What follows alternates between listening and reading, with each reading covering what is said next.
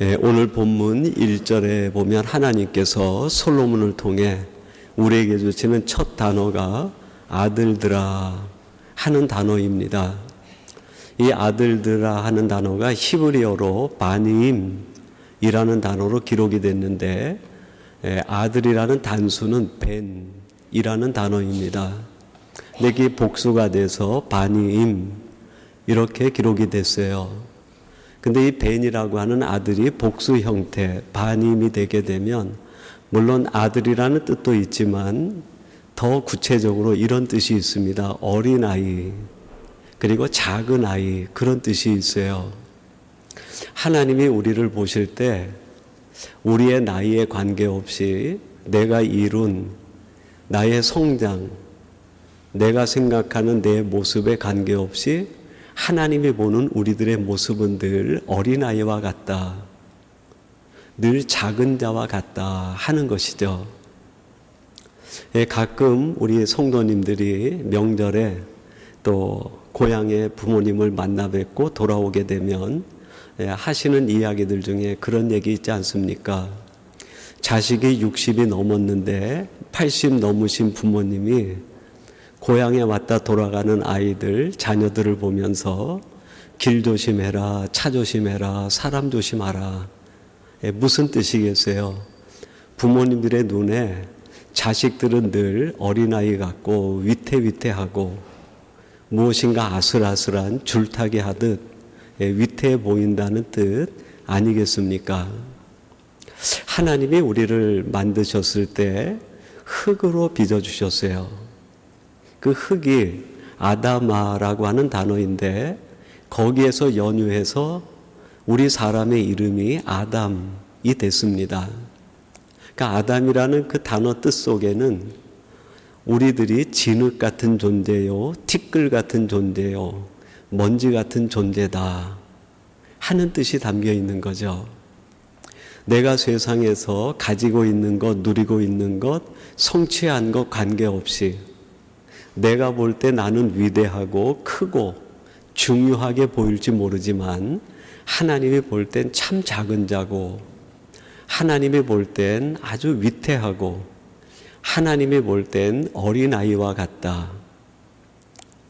솔로몬이 이 사실을 깨닫고 오늘 잠언 3절에서 자기 자신의 고백을 담아서 이렇게 표현을 합니다. 3절 말씀, 나도 내 아버지께 아들이었으며 내 어머니 보기에 유약한 외아들이었노라. 내가 이렇게 왕이 되고 지혜의 왕이 되고 저 이방 국가들이 나에게 조공을 바칠 정도로 내가 권력이 있고 권세가 있고 큰 업적과 성을 쌓은 사람인데 아버지가 보기에 나는 아직도 아들이었다는 거예요. 그 아들이라는 뜻 속에 작다, 위태위태하다, 그 뜻이 있다고 그랬지 않았습니까? 여러분, 내가 세상에 왕이 돼도, 내가 세상에 있는 모든 것을 가져도, 내가 세상에서 모든 것을 할 수 있는 것 같이 생각이 돼도 그거는 어쩌면 나의 착각일 수도 있어요. 오히려 그것 때문에 우리들이 넘어지고, 오히려 그것 때문에 우리들이 갈등을 일으키고, 그것 때문에 우리의 삶과 인생이 오히려 갑자기 브레이크를 당하게 되고 환난과 고난에 빠져드는 거 아닙니까? 그 일을 만나고 나서 때늦은 후회들이 찾아오게 됩니다. 아, 내가 조금 더 겸손할 걸, 내가 조금 더 말조심할 걸, 내가 조금 더 낮아질 걸, 아, 내가 왜 그랬을까? 그것이 우리들의 삶에 반복되는 우리들의 모습이고 형편 아닙니까? 솔로몬이 그 위대한 지혜의 왕, 가장 영광스러운 왕 중의 왕이고 가장 강력한 세력을 가졌을 때 왕인데, 그 솔로몬이 내가 아버지 보기에는 어린아이 같고 작은 아이와 같다는 거예요. 아버지 눈에는 그렇게 보였는데 그럼 어머니 눈엔 내가 어떻게 보였는가? 유약한 외아들이었다. 유약하다라는 말이 히브리어로 라크라는 말입니다. 힘없는 그런 뜻이에요. 내가 이렇게 왕이 돼서 세간에 떵떵거리고 힘을 발휘하고 있는데 어머니가 볼 때에는 막 아슬아슬하다는 거예요. 얘 너 그러다가 실수하기 쉬운데, 얘 그러다가 너 넘어지면 어떡하니, 얘 너 그러다가 큰일 만난다. 어머니가 볼 때 위태위태하다는 거예요. 하나님이 보시는 우리의 모습 아닐까요? 하나님, 내가 이렇게 멋지게 살지 않습니까? 내가 이렇게 지금 잘하고 있지 않습니까? 그럴 때 하나님이 우리를 보시고 걱정하는 게 뭐예요? 얘 위태위태하다. 그러다가 넘어질까? 그러다가 쓰러질까? 그러다가 큰일 만날까? 너무 걱정된다. 어머니가 볼 때 나는 유약할 뿐 아니라 외아들이었다 그래요. 아들도 여럿 있으면 젓가락도 모아놓으면 힘이 생기듯 힘이 있을 텐데 외아들, 얼마나 약한 존재의 표현입니까? 그 작디 작고 어리디 어린 그 혼자 인생을 산다고 생각해 보세요. 얼마나 힘들고 어려움을 만나겠어요. 1절 3절에서 무려 아들들, 아들, 유약한 아들 이런 말이 반복되면서 개역 성경의 단어는 조금씩 다르지만 본뜻이 비슷해요. 작고 어리고 넘어지기 쉽고 힘없고 실수투성이 반복되는 단어들이 계속 나와요. 이게 뭘 말하는 걸까요? 지혜란 내가 이런 존재라는 것을 아는 것이 지혜예요. 정말 지혜로운 성도다. 그 말은 꾀가 많다는 게 아니에요. IQ가 높다 그게 아니라 내가 얼마나 작은 존재인지, 내가 얼마나 넘어지기 쉬운 존재인지, 내가 바람 한 번만 불어도 힘없이 쓰러지는 약한 존재인지, 내가 얼마나 실수와 허물이 많은 존재인지 그걸 아는 게 이게 지혜라는 거예요. 동시에 이걸 아는 순간 우리의 진정한 신앙의 출발이 이루어집니다. 내가 죄인이라는 걸 깨달아야 구원에 대하여 관심을 돌리게 돼요. 내가 약하다라는 걸 알아야 강한 것이 무엇인지 구하기 시작합니다. 내가 넘어지기 쉬운 존재라는 걸 깨달아야 넘어지지 않는 분이 누군지, 무엇을 붙들어야 넘어지지 않는지 찾게 되는 거예요. 그래서 내가 바님이고 내가 라크고 내가 넘어지기 쉬운 존재라는 것을 아는 것이 지혜인 동시에 진정한 신앙의 출발점이 될 수 있어요. 성경에 보면 이런 은혜의 사람, 정말 깊은 신앙적 위인들이 얼마나 많은지 몰라요. 그분들의 공통점이 있다고 하면 그게 뭘까요? 자신이 얼마나 바님인지 라크인지를 아는 사람들이었어요. 출애굽기 3장에 보면 모세가 광야에서 양을 치다가 호렙산에 떨게나무에 불이 붙어 있는 것을 보고 궁금해서 찾아갑니다. 하나님이 임재하신 거죠. 그 자리에서 하나님으로도 소명을 받고 이제 저 애굽으로 가서 내 백성들을 구원해내라 사명을 받아요. 그때 모세가 11절에 이렇게 하나님에게 고백을 합니다. 모세가 하나님께 아뢰되 내가 누구이기에 바로에게 가며 이스라엘 자손을 애굽에서 인도하여 내리까. 내가 누구간데, 다른 말로 하면 하나님 나는 아무것도 아닙니다. 나는 nothing. 나는 아무것도 할 수 없는 존재입니다. 하나님 나는 먼지 같고 나는 티끌 같고 나는 바님, 작은 아이요 어린아이요 라크, 힘없는 존재요. 나는 늘 넘어지고 쓰러지고 실수투성입니다. 이런 내가 어떻게 위대하신 하나님의 그 사명을 가지고 저 애굽으로 가서 이 백성들을 인도해낼 수 있겠습니까? 나는 작은 존재입니다. 여러분 구약 성경을 보면 부러워지는 사람이 있는데 그분이 모세예요. 지난번에 저희 큐티 나눔을 하는데 그 본문 가운데 이런 본문이 있었어요. 모세를 얘기하면서 하나님을 대면하여 아는 자라 하는 구절이 있었어요. 권사님들과 함께 큐티를 하는데 권사님들이 부럽다는 거예요. 어떻게 하나님을 대면하여 알 수 있을까? 성경 전체에 유일하게 하나님을 대면하여 안자라고 칭찬받은 사람이 모세입니다. 모세가 그렇게 약한 사람이 아니에요. 세상 권력은 애굽의 가장 높은 자리까지 올라갔던 사람입니다. 그의 가지고 있는 경험과 전투 능력과 그의 마음을 보면은 작은 자가 아닙니다. 어린아이가 아니에요. 그러나 자기가 자기 자신을 볼 때 나는 아무것도 아닙니다. 나는 작은 자요 어린아이입니다. 이 고백을 드리는 거예요. 예레미야 1장 6절에 보면 예레미야가 소명을 받을 때 하나님께 이렇게 응답을 합니다. 내가 이르되 슬프도소이다. 주 여호와여 보소서 나는 아이라 말할 줄을 알지 못하나이다.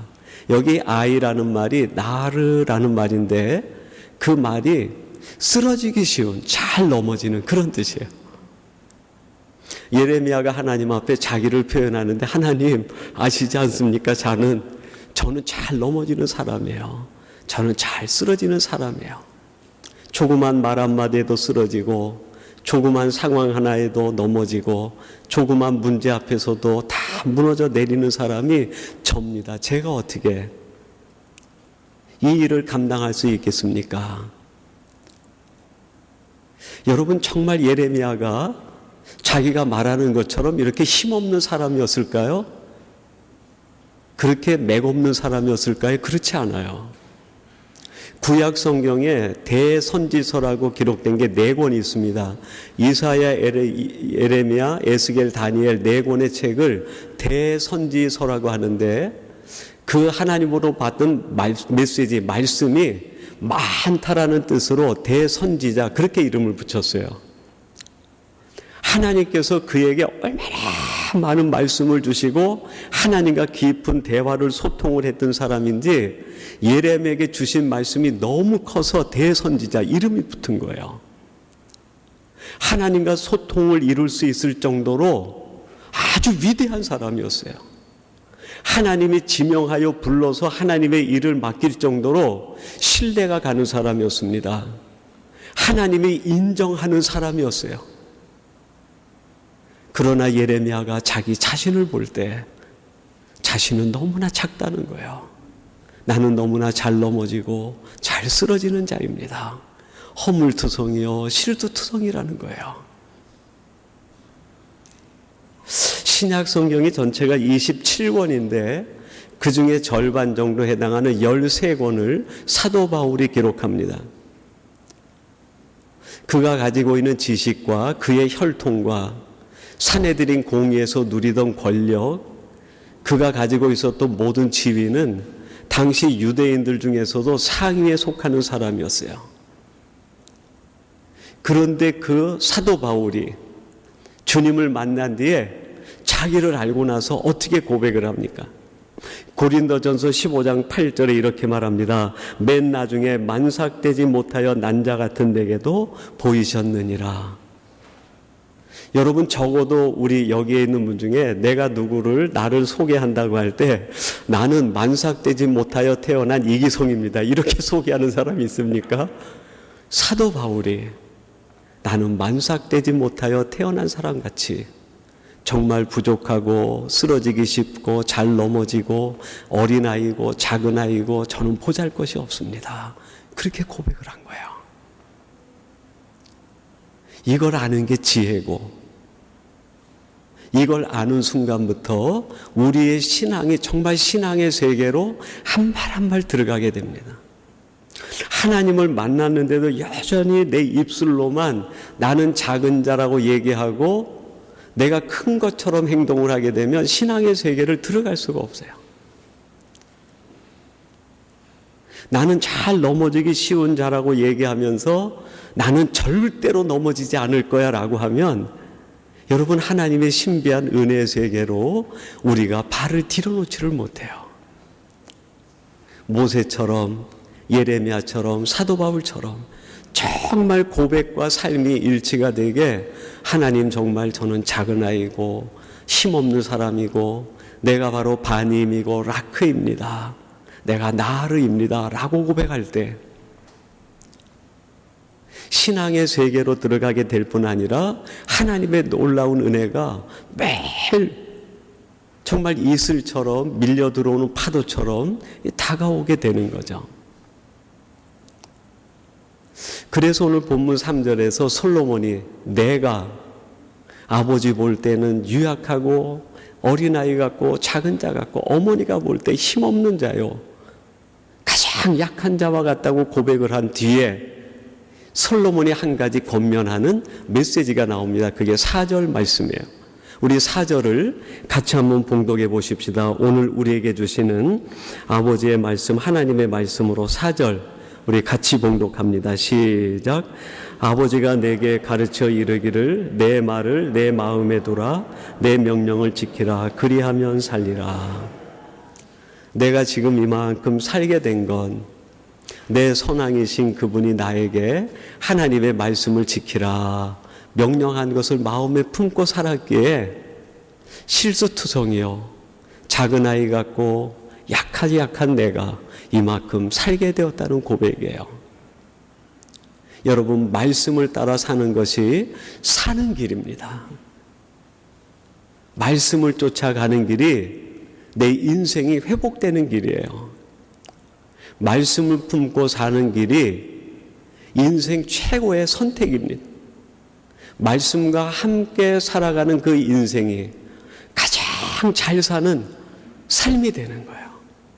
반대로 말씀 없이 살아가면 세상에 있는 모든 것들이 다 내게 온다 하더라도 그 삶은 반드시 난관에 부딪히게 돼 있어요.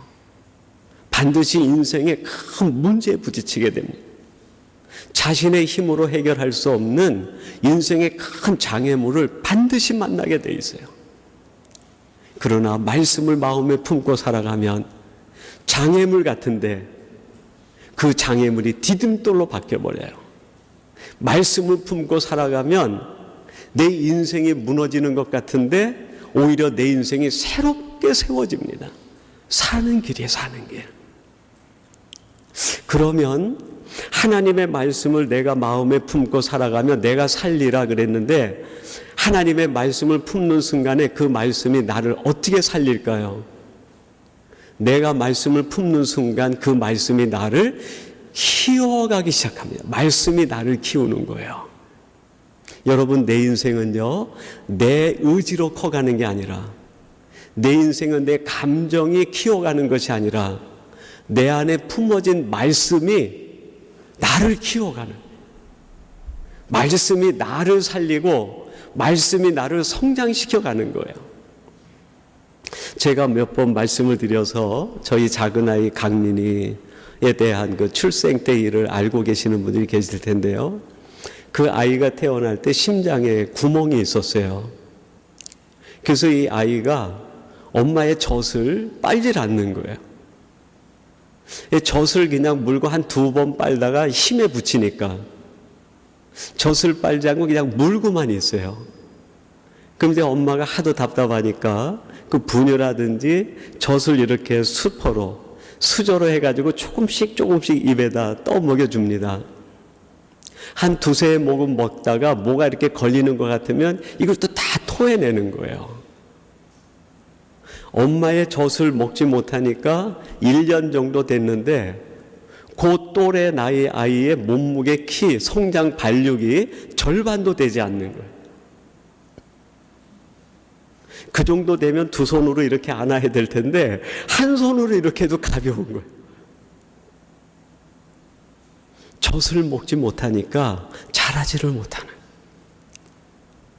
젖이 내 안에서 내 몸을 살리고 나를 키우지 못하니까 아이가 발육이 되지 않는 거예요.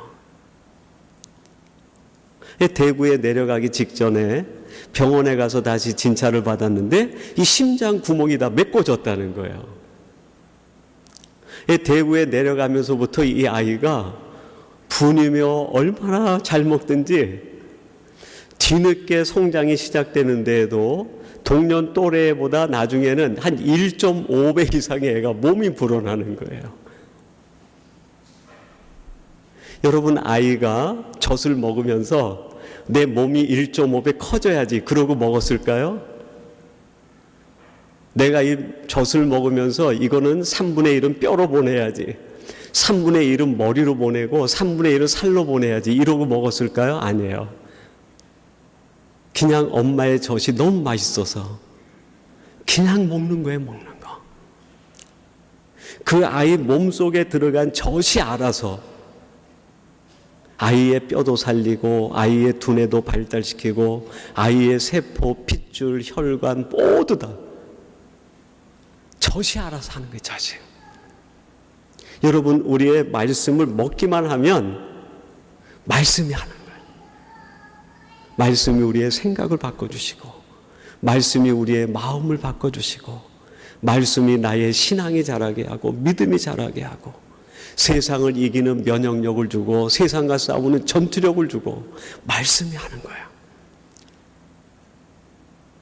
말씀을 먹으면 그때부터 말씀이 나를 키워가기 시작하는, 말씀을 듣는 것만으로는 안 돼요. 말씀을 가까이 하는 것만 안 돼요. 여러분, 강민이가 엄마가 젖 좀 먹어라 하는 말을 못 들어서 이 아이가 바싹 말라갔을까? 아니에요. 먹지 않아서. 이 아이에 대한 엄마의 사랑이 부족해서 이 아이가 말라갔을까요? 아니에요. 아이가 먹지 않으니까요, 엄마가 더 죽을 것 같이 사랑하는 거예요. 자기의 살을 베서 피라도 줄 수 있으면 아마 저희 집사람은 아이에게 피라도 먹였을 거예요. 아이를 살릴 수만 있다고 하면 자기 생명도 주었을 겁니다. 하나님의 사랑이 모자라서 우리의 삶이 이렇게 피폐해집니까? 하나님의 은혜가 부족해서 우리가 이렇게 갈등하며 갈증 느끼며 살아갑니까? 아니에요. 온 천지에 하나님의 은혜와 사랑은 넘쳐나고 충만합니다. 내가 먹지 않아서 그래요. 가까이 하지만 먹지 않는 거예요. 늘 듣지만 먹지 않는 거예요. 사랑이 나에게 매일 이루어지지만 그 사랑을 내가 먹지 않는 거예요.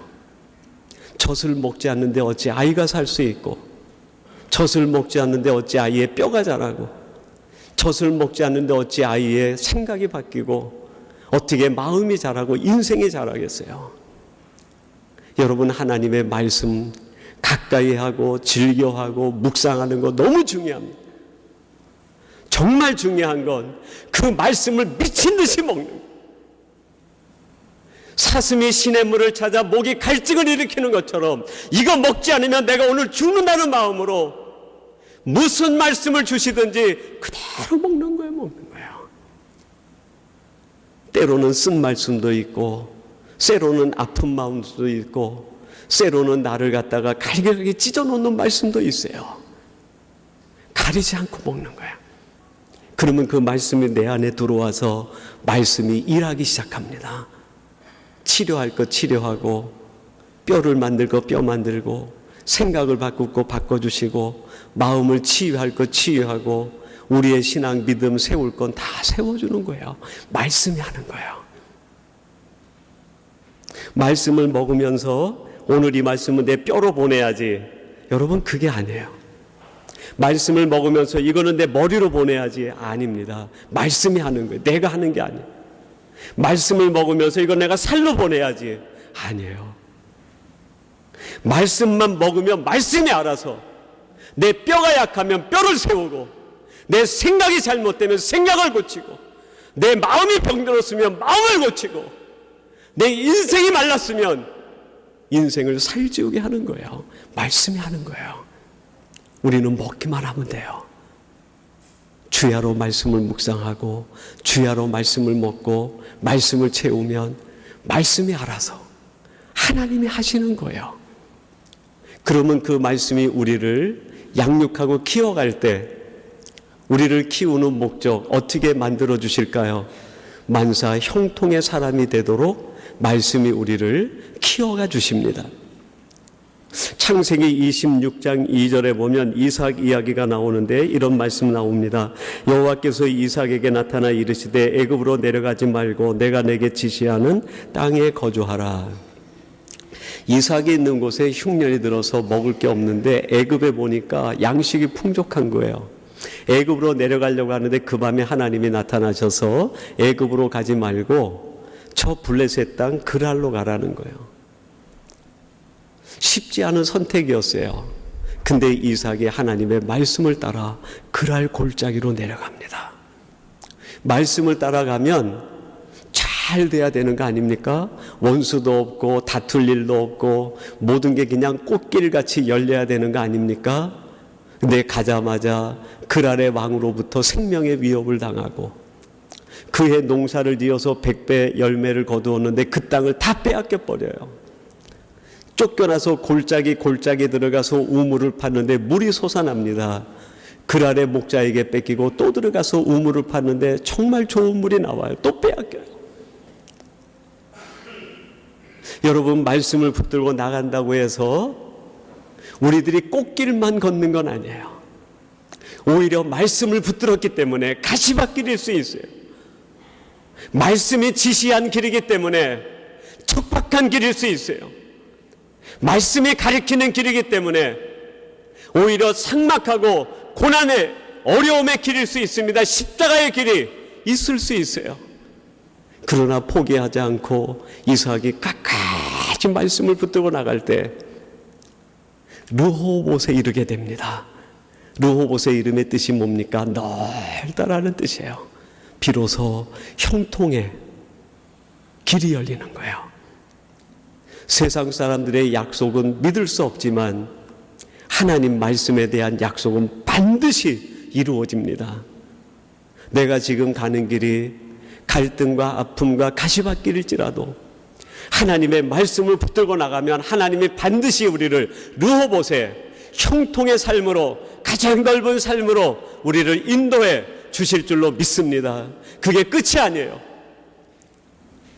르호봇에서 큰 은혜를 누렸는데 그 그랄의 왕과 대관들이 와가지고 이삭에게 26장 29절에 이렇게 말합니다. 너는 우리를 해하지 말라. 이는 우리가 너를 범하지 아니하고 선한 일만 내게 행하여 내가 평안히 가게 하였습니다. 이제 너는 여호와께 복을 받을 자니라.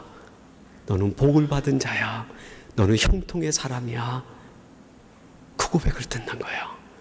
그리고 옮겨서 우물을 팠는데요. 그 우물이 뭡니까? 부엘세바. 부엘은 우물이라는 뜻이고 세바는 맹세라는 뜻도 있지만 7, 7이라는 뜻이 있어요. 직역하면 7개의 우물이에요. 그 우물의 양이 얼마나 물이 많은지 별명이 7개의 우물. 여러분, 말씀을 쫓아가면 하나님이 우리를 반드시 7개의 우물의 자리로 인도해 주실 줄로 믿습니다. 내가 찾아가면 우리의 삶은 탈진되고 말아요. 내가 가지고 있는 감정을 의지하면 감정 때문에 우리는 힘들어집니다. 내 의지를 믿으면 그 의지 때문에 우리는 늘 갈등하게 돼요. 내 속에 나를 만들어가는 것은 말씀이 나를 만들어가게 해야 돼요. 정말 쉬운데 어려운 일이에요. 말씀을 품는 거 말로는 쉽습니다.